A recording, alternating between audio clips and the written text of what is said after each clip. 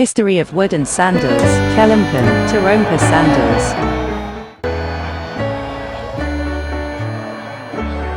The Netherlands not only has several famous icons, such as windmills, tulips and cheese. There is another klompen wooden shoe. Klompen are shoes made of wood worn by Dutch people in ancient times.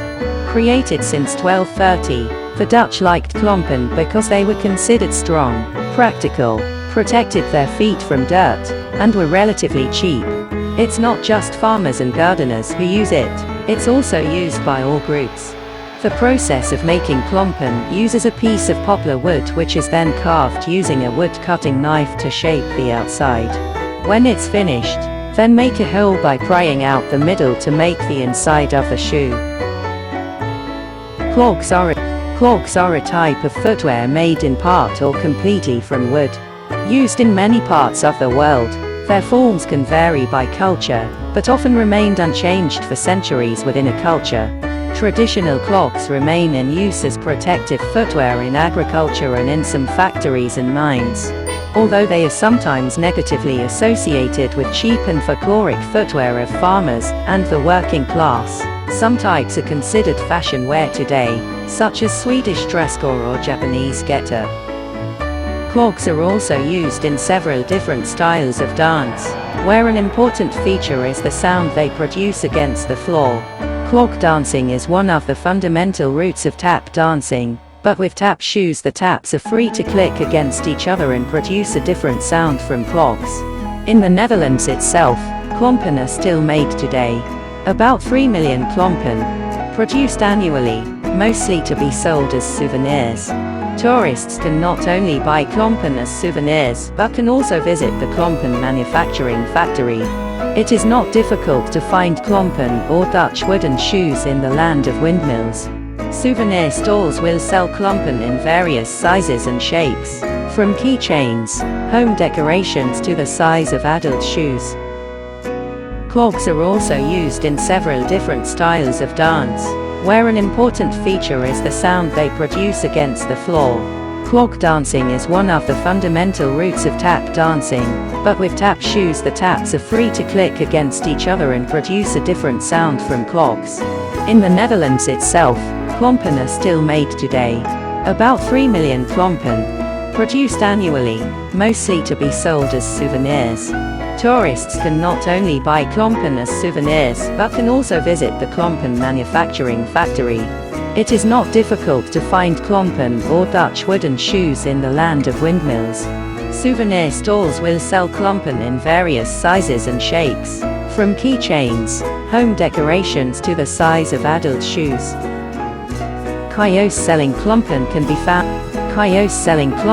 be found in many places, from Schiphol International Airport, souvenir shops on Damstraat, Amsterdam to Sandals.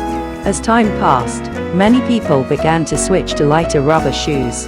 Klompen is starting to be abandoned and not many people use it anymore, except in rural areas where klompen are still used by farmers, gardeners, fishermen, blacksmiths, masons and road workers. Bakiak Terompah sandals, or better known as getter or wooden clogs, are a type of traditional footwear originating from Japan. The history of clog sandals can be traced back to the Edo period, 1603 to 1868, where these sandals became popular among Japanese people from various social strata. In the beginning, clog-covered sandals were used as footwear to protect the feet from mud and dirt on the streets. However, as time went by, these sandals became an important part of traditional Japanese clothing, especially in geisha culture and in martial arts such as kendo and kyudo. Bakiak Terompah sandals are made from light but strong wood, with thick soles to protect the feet from hard ground. The design of these sandals also has unique characteristics, with a high shape and often decorated with traditional Japanese motifs. Even though nowadays clog-covered sandals are more often considered as collectibles or as part of traditional costumes, some Japanese people still use these sandals in everyday life, especially in rural areas or in areas that still preserve ancient Japanese traditions. Clogs are a type of footwear made of wood shaped like flip-flops and simple slippers.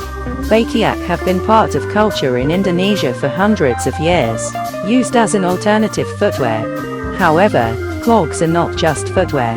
These sandals are also often used by Indonesian people as a venue for lively competitions. For Malay people, clogs are also called Terompah. In Sundanese, these sandals are called keletek, while some Javanese people call them bangkiak, klompen, teklek, and so on. Even though it is synonymous with Islamic boarding school society, this does not mean that only Muslims wear clogs. Clogs were originally used by all religious groups, so these sandals can also be called a symbol of equality. Even though they have been entrenched in Indonesia since ancient times, clogs are apparently the result of cultural acculturation when seen from their historical traces. History of clogs in classical or pre-modern times. Of course, technology had not been developed much even though it had been discovered, including in the manufacture of footwear. In the classical era, there were not many innovations regarding footwear, as is found in the modern era. Therefore, simplicity is a characteristic of the sock-making trend of the past. Technological limitations and skills in managing the environment were the beginnings of the emergence of innovation in simple wooden sandals.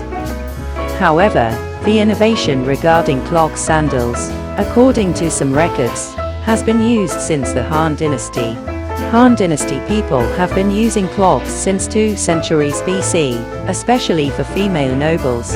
Han Dynasty people used wooden sandals or clogs that had drawings or paintings on them. However, in Indonesia, clogs come with an appearance without painting. Judging from the name, the word Bakiak used by Indonesians also comes from Hokkien vocabulary. Hokkien people call these footwear Bakiak, which means a kind of footwear. Also read Bakiak racing, a traditional sport that hones teamwork and agility. In its development, the spread of Bakiak or Bakiak began to reach various other areas outside Hokkien, including Indonesia.